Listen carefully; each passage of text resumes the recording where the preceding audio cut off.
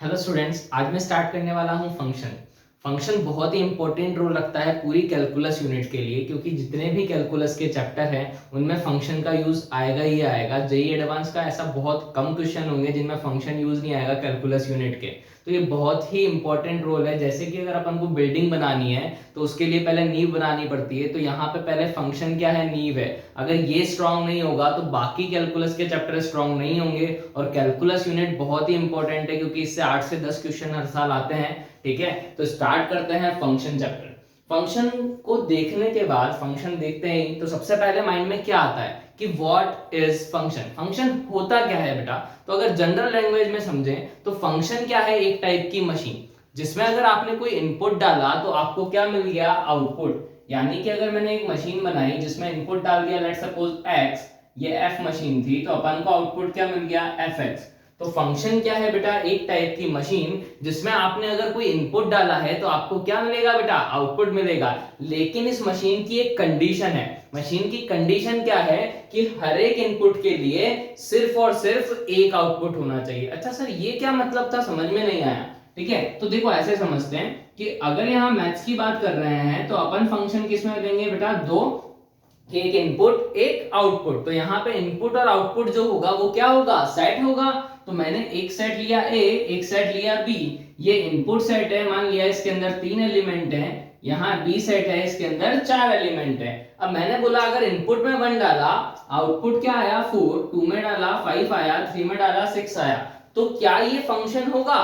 तो भाई ये एक ऐसी मशीन है जिसमें 1 इनपुट डालने पे 4 आउटपुट आया, 2 इनपुट डालने पे 5 आया, 3 इनपुट डालने पे 6 आया। मतलब कि हर एक इनपुट के लिए सिर्फ और सिर्फ क्या है, एक आउटपुट। यानी कि ये क्या होगा बेटा, फंक्शन। तो इसको कैसे डिफाइन करेंगे कि ए से बी में क्या डिफाइन है बेटा, फंक्शन डिफाइन है। जहां ए क्या है बेटा, इनपुट सेट, क्या है, इनपुट सेट। बी क्या है, आउटपुट सेट। तो इनपुट को यहां मैथमेटिकल लैंग्वेज में क्या बोलते हैं बेटा, डोमेन। क्या बोलते हैं, डोमेन। और जो आउटपुट होता है उसको क्या नाम देते हैं, कोडोमेन। ठीक है, ऐसे ही अगर मेरे से बोल दिया जाए, अच्छा सर ऐसा नहीं हो, कनेक्शन कुछ डिफरेंट टाइप का हो, कैसा कि भाई ए है, ये बी है, ये दूसरा फंक्शन ले लेते हैं, ये 1 2 3 है, ये 4 5 6 है, ये 1 4 के साथ, 2 भी 4 के साथ, 3 5 के साथ। तो क्या ये फंक्शन होगा बेटा?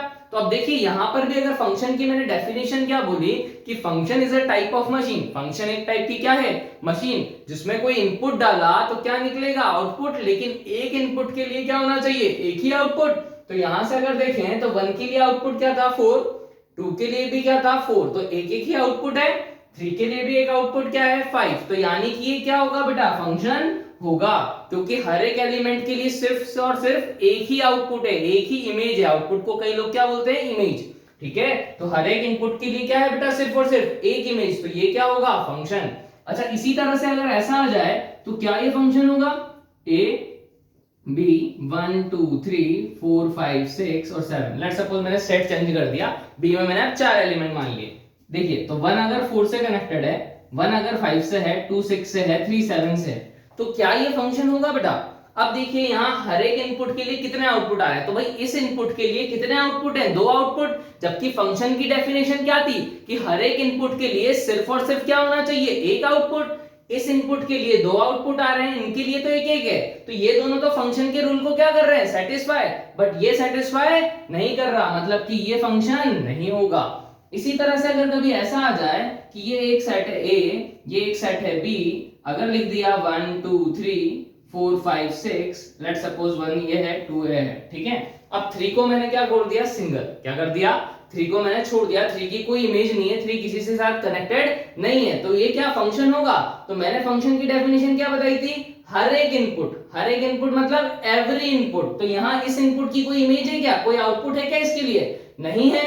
मतलब ये क्या रह गया, खाली। यानी कि ये फंक्शन नहीं होगा। तो फंक्शन क्या है बेटा, मशीन जिसमें हर एक इनपुट क्या हो, एक ही आउटपुट से क्या हो, कनेक्टेड। मतलब सारे इनपुट क्या होने चाहिए, कनेक्टेड होने चाहिए। पहली चीज क्या, सारे इनपुट कनेक्टेड। दूसरी बात, हमेशा किससे कनेक्टेड होने चाहिए, एक से। तभी उसको क्या बोल देंगे बेटा, फंक्शन। अदरवाइज वो फंक्शन नहीं होगा। अच्छा सर, ये आउटपुट खाली रह सकता है क्या? तो बिल्कुल ये आउटपुट खाली रह सकता है। आउटपुट खाली हो कोई दिक्कत नहीं, कोई एलिमेंट कनेक्टेड नहीं हो तो चलेगा, वो फंक्शन होगा। लेकिन इनपुट के सारे एलिमेंट क्या होने चाहिए बेटा, कनेक्टेड। तो फंक्शन आई होप समझ में आया होगा कि फंक्शन होता क्या है। तो फंक्शन का मतलब क्या था, मशीन। ठीक है, आगे बात करते हैं कि भाई फंक्शन जब पढ़ रहे हैं तो इसका रिप्रेजेंटेशन, कि भाई फंक्शन को रिप्रेजेंट कैसे कैसे करेंगे अपन। तो फंक्शन को देखिए रिप्रेजेंट कैसे करते हैं। सबसे पहले तो देखिए फंक्शन का रिप्रेजेंटेशन का मतलब क्या है। तो अपने पास यहाँ पे 7 फॉर्म है। कितनी फॉर्म है बेटा, रिप्रेजेंटेशन ऑफ फंक्शन। फंक्शन को रिप्रेजेंटेशन करने के लिए अपने पास कितनी फॉर्म आएंगी, 7 फॉर्म। पहली फॉर्म अपने पास आती है बेटा टेबुलर फॉर्म। कौन सी फॉर्म, टेबुलर फॉर्म। ये आपने 9th क्लास में पढ़ी है। अच्छा सर 9th क्लास में हमने फंक्शन पढ़ लिया, मैंने कहा बिल्कुल पढ़ लिया, लेकिन आपको पता नहीं था कि ये फंक्शन है। क्या वहां पढ़ा था आपने, लीनियर इक्वेशन। क्या पढ़ा था, लीनियर इक्वेशन। तो लीनियर इक्वेशन के लिए अगर अपन ग्राफ बनाते थे बेटा तो क्या करते थे अपन, x और y लेते थे।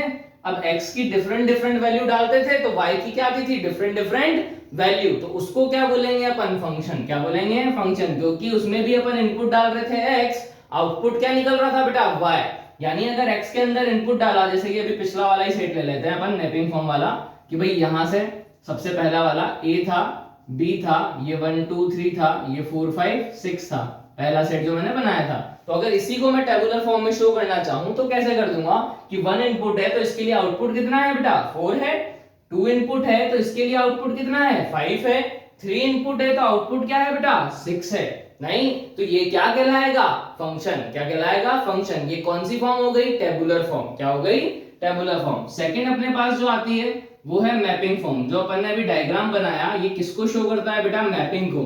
मैपिंग मतलब क्या होता है, सेट को रिप्रेजेंट करना। क्या करना, सेट को रिप्रेजेंट। तो यही जो फॉर्म है ये क्या है, मैपिंग फॉर्म। इसी का नाम क्या होता है, मैपिंग फॉर्म। तो ये 1 2 3 है, 4 5 6 है, 1 2 से ये है। अब देखिए यहाँ पे ये f क्यों लिख रहा हूं मैं, क्योंकि फंक्शन को डिफाइन कर रहा हूं। तो फंक्शन किसमें डिफाइन है बेटा, a से b के अंदर। इसी तरह से आती है बेटा थर्ड फॉर्म। थर्ड फॉर्म क्या कहती है बेटा, रोस्टर फॉर्म। क्या आती है, रोस्टर फॉर्म। तो रोस्टर फॉर्म क्या कहती है कि जिसमें एलिमेंट्स को क्या लिखते हैं, ऑर्डर पेयर में। किसमें लिखते हैं बेटा, ऑर्डर पेयर। अब ऑर्डर पेयर कैसा बनेगा समझना इस चीज को, कि भाई फंक्शन है, डिफाइन है किसमें, ऐसे लिखते हैं a से b में। यानी a क्या है, इनपुट सेट, यानी क्या बोलेंगे इसको, डोमेन। b क्या है, आउटपुट सेट, यानी कि ये क्या होगा, कोडोमेन। ऐसे ही अगर यहां से देखा जाए कि फंक्शन कनेक्टेड कैसे है 1 का 4 के साथ, तो क्या लिखेंगे भाई, f ऑफ x y। क्या लिखेंगे कि फंक्शन में x इनपुट है, y क्या है, आउटपुट। तो इसको कैसे लिखेंगे, 1 का किसके साथ कनेक्शन है, 4 के साथ।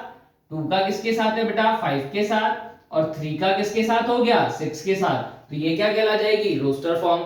इसी तरह फोर्थ क्या आती है बेटा, सेट बिल्डर फॉर्म।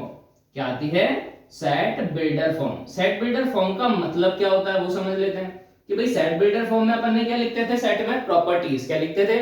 तो यहां कैसे लिखेंगे वो समझते हैं, कि f डिफाइन है वही a से b के अंदर। अब इसके दो तरीके से रिप्रेजेंटेशन हो सकते हैं। या तो अपन डायरेक्ट ही लिख दें कि जो fx है, क्या है, fx यानी आउटपुट, इसको क्या बोलते हैं, y। क्या बोलते हैं, y। तो y जो है बेटा क्या दिख रहा है, 1 में क्या ऐड करूं कि 4 आए, 3। 2 में क्या ऐड करूं कि 5 आए, 3 में क्या ऐड करूं कि 6 आए, 3। मतलब हर एक फंक्शन क्या है, यहाँ हर एक एलिमेंट क्या शो कर रहा है कि जो प्रीवियस वाला है इनपुट है उससे 3 ज्यादा है। यानी कि fx इक्वल्स टू क्या होगा, x प्लस 3। तो fx इक्वल टू क्या हो गया, x प्लस 3। जहां पे x क्या था, एलिमेंट है किसका बेटा, a का, और y एलिमेंट है किसका बेटा, b का। यानी कि फंक्शन किसका एलिमेंट है, b का। ठीक है, तो इसी को अगर अपन किसमें लिखना चाहें, सेट बिल्डर फॉर्म में, तो ऐसे भी लिख सकते हैं। कैसे, x, y। क्या लिख सकते हैं, x, y सच दैट क्या लिखेंगे भाई, fx equal to x plus 3। अब fx की जगह क्या लिख सकता है कोई, y भी लिख सकता है। y equal to x plus 3। x element है a का, y एलिमेंट है किसका, b का। तो ऐसे लिखो या ऐसे लिखो, बात क्या है, सेम। ठीक है, तो फंक्शन क्या है, दोनों तरीके से सेट बिल्डर फॉर्म में रिप्रेजेंट हो सकता है। फिर इसके बाद बात करते हैं बेटा next fifth form. Fifth form क्या है, अपने पास टेबुलर हो गई, मैपिंग हो गई, रोस्टर हो गई, सेट बिल्डर हो गई। अब अपने पास क्या आता है बेटा, एनालिटिकल फॉर्म। कौन सी फॉर्म, एनालिटिकल फॉर्म। ये बच्चों ने नहीं पढ़ी होती है एनालिटिकल फॉर्म जनरली। तो देखिए एनालिटिकल फॉर्म का मतलब क्या है, ये क्या होता है बेटा, पीसवाइज फंक्शन। पीसवाइज फंक्शन का मतलब क्या, कि अपन ने ऐसी मशीन बनाई जो दो वर्क कर रही है, अलग अलग इनपुट के अकॉर्डिंग अलग अलग आउटपुट दे रही है। ठीक है, जैसे कि अगर एग्जांपल के लिए मॉड्यूलस सुना हो, कि भाई मॉड्यूलस फंक्शन। मॉड्यूलस क्या होता है, हिटलर फंक्शन, जिसमें आपने कोई भी इनपुट डाला तो आपको आउटपुट हमेशा क्या मिलेगा, पॉजिटिव। इसके अंदर अगर आपने -1 डाला तो भी आपको क्या देगा बेटा, 1। ठीक है। अगर आपने -2 डाला तो ये क्या देगा +2, अगर +2 डाला तो क्या देगा 2, यानी ये नेगेटिव को भी क्या बना देता है पॉजिटिव, ये सुधार के ही बेचता है। कोई भी बुरा आदमी भी अंदर जाएगा तो बाहर क्या निकलेगा सुधर के। तो यहाँ पे मॉड x किसकी तरह बिहेव करता है बेटा, दो तरीके से। यहाँ जो मशीन है वो दो तरीके से इसकी क्या करेगी बिहेव, कैसे करेगी देखते हैं। एक बार x ग्रेटर देन 0 या इक्वल कहीं भी लगा सकते हो, कोई दिक्कत नहीं है। तो ग्रेटर देन 0 पे तो ये क्या देता है +x, लेकिन लेस देन 0 पे क्या निकालता है ये -x। अच्छा सर ऐसा कैसे, अभी तो आपने बोला कि मॉड हमेशा पॉजिटिव वैल्यू देता है, तो आप इसको दो तरीके से क्यों शो कर रहे हो, माइनस से क्यों शो कर रहे हो। मैंने कहा ये दिखने का माइनस है बेटा, ये है नहीं माइनस वैल्यू, क्योंकि यहाँ देखो x लेस देन 0 अगर डालोगे, -1 डाला तो माइनस माइनस क्या हो जाएगा प्लस, ये इसी की वजह से पॉजिटिव आउटपुट देता है। तो ये दिखने की क्वांटिटी नेगेटिव है लेकिन ये एक्चुअली नेगेटिव नहीं है, ये क्या है पॉजिटिव क्वांटिटी, ठीक है। तो मॉड किसकी तरह से बिहेव कर रहा है, दो तरीके से। तो उसको क्या बोलेंगे बेटा एनालिटिकल फंक्शन, क्या बोलेंगे एनालिटिकल फंक्शन। नेक्स्ट बात करते हैं बेटा नेक्स्ट फंक्शन की। नेक्स्ट क्या आएगा टाइप अपने पास, क्या 6 टाइप रिप्रेजेंटेशन का, वो होगा पैरामेट्रिक फॉर्म। क्या होगी पैरामेट्रिक फॉर्म। अब पैरामेट्रिक फॉर्म ये भी इंपॉर्टेंट है बेटा, आगे कैलकुलस में बहुत काम आती है। पैरामेट्रिक फॉर्म का मतलब ऐसे समझना कि अपने पास 3 स्टूडेंट है, राम है, श्याम है और मोहन है। क्या है, राम है, श्याम है और मोहन है। तो राम के जो है अपने पास मार्क्स है, मैंने बोला श्याम से 2 ज्यादा हैं। क्या, राम के जो मार्क्स हैं वो श्याम से 2 ज्यादा हैं, मोहन के जो मार्क्स है वो श्याम से क्या है 2 कम। तो श्याम इन दोनों के लिए क्या हो गया बेटा पैरामीटर, कि जैसे जैसे श्याम के मार्क्स बदलेंगे वैसे वैसे राम के भी मार्क्स बदलेंगे, वैसे वैसे मोहन के भी मार्क्स बदलेंगे। तो इनडायरेक्टली ये दोनों आपस में क्या है कनेक्टेड, क्योंकि जैसे श्याम के मार्क्स चेंज हुए वैसे ही मोहन के भी चेंज हुए और राम के भी चेंज हुए। तो राम और मोहन डायरेक्टली डिपेंडेंसी नहीं थी, लेकिन इनडायरेक्टली क्या है डिपेंडेंसी, यानी कि यहाँ राम मतलब कि x वो भी किसी और का फंक्शन है बेटा, और y जो है वो भी किसी और का फंक्शन है, ये भी t का फंक्शन है, ये भी t का फंक्शन है। तो इसको क्या बोलते हैं पैरामेट्रिक फॉर्म, ठीक है। और लास्ट फॉर्म अपने पास जो आता है बेटा 7th, वो है ग्राफिकल फॉर्म। क्या आती है ग्राफिकल फॉर्म। अब ग्राफिकल फॉर्म क्या कहती है वो समझ लेते हैं, ठीक है। ग्राफिकल फॉर्म मतलब क्या है, ग्राफ बनाना। अब ग्राफ बनाने के लिए अपने पास दो ही एक्सिस होती है, एक होता है बेटा इनपुट, एक होता है आउटपुट। तो ये इनपुट एक्सिस, ये आउटपुट एक्सिस, तो इसको बोलते हैं एक्स, इसको वाई या फिर एफ एक्स। तो अगर इसका ग्राफ बनाना है किसी भी फंक्शन का, लेट सपोज मान लेते हैं अपन को मॉडुलस का ही ग्राफ बनाना है, तो भाई सबसे पहले इनपुट में अगर मैंने 0 डाला तो आंसर क्या मिलेगा बेटा, आउटपुट में भी 0। अगर इनपुट में 1 डाला, इनपुट में 1 डाला तो 1 डालने पे क्या मिलेगा बेटा 1, 2 डालने पे क्या मिलेगा 2, 3 डालने पे क्या मिलेगा 3। तो मतलब लाइन कैसे जाएगी कुछ ऐसी। ऐसे अगर नेगेटिव डाले बेटा -1 तो माइनस माइनस क्या हो जाएगा +1, यानी -1 पे क्या वैल्यू मिलेगी 1, -2 पे क्या मिलेगी 2। तो यानी कि ग्राफ कैसा होगा बेटा स्ट्रेट लाइन। क्या होगा, ये स्ट्रेट लाइन। तो वी शेप का जो ग्राफ है इसका, ये क्या आ गया अपने पास ग्राफिकल रिप्रेजेंटेशन। तो अच्छा इससे एक और बात पता लगती है कि कई बार अपन को क्या होगा शीट में क्वेश्चंस मिलेंगे, आपके जो रिस्पेक्टिव मॉड्यूल्स होंगे उनमें क्वेश्चंस कैसे मिलेंगे कि भाई ग्राफ बना के दे देगा, अपन से बोलेगा चेक करो ये फंक्शन है या नहीं। तो कैसे पता लगेगा फंक्शन है या नहीं। तो भाई एक स्टार मार्क करके लिख लेते हैं सुविचार। क्या, एक सुविचार लिख लेते हैं। याद रखिएगा कि भाई अगर कोई लाइन है, क्या है, अगर कोई लाइन है जो कि कौन सी लाइन, वर्टिकल लाइन, अगर ग्राफ को क्या कर रही है सिर्फ एक पॉइंट पे या कट ही नहीं कर रही है, तब तो क्या होगा वो फंक्शन। लेकिन अगर 2 पॉइंट पे या 2 से ज्यादा पॉइंट पे कट कर रही है तो वो कभी भी फंक्शन नहीं होगा। तो क्या लिखेंगे इफ, ठीक है, if vertical line, if vertical line cut the graph at 2 और मोर देन 2 पॉइंट।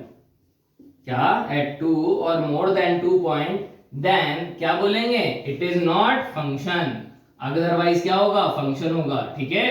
तो अगर 2 पॉइंट पे कट कर रही है या 2 से ज्यादा पे कट कर रही है तो वो कभी भी फंक्शन नहीं होगा। जैसे एग्जांपल के लिए अगर मेरे से बोला जाए कि ये ग्राफ है, क्या ये फंक्शन है या नहीं, तो अगर वर्टिकल लाइन बनाई बेटा तो कितनी जगह कट कर रही है 2 जगह, नहीं तो ये फंक्शन नहीं होगा। अब कोई बोलेगा नहीं सर यहाँ पे तो कट ही नहीं कर रही, मैंने बोला अगर एक भी वर्टिकल लाइन कट कर गई 2 पॉइंट या उससे ज्यादा पॉइंट पे तो वो कभी फंक्शन नहीं होगा। अगर ऐसा बनाया तो क्या ये फंक्शन होगा बेटा, देखिए ये बना दिया, क्या ये फंक्शन होगा।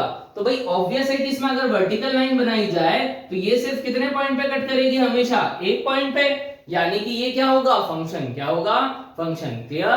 तो जब वर्टिकल लाइन एक पॉइंट पे कट कर रही है, कट नहीं कर रही है किसी जगह, तो वो क्या हो सकता है, फंक्शन। लेकिन अगर क्या है, दो जगह या दो से ज्यादा जगह कट कर रही है, तो वो कभी भी फंक्शन नहीं होगा। ठीक है, आगे बात करते हैं बेटा किसकी, टाइप्स ऑफ फंक्शन की। ठीक है, टाइप्स ऑफ फंक्शन में बहुत सारे टाइप्स के फंक्शन पढ़ेंगे, उनके पर्सपेक्टिव प्रॉपर्टीज पढ़ेंगे, उनके क्वेश्चंस करेंगे।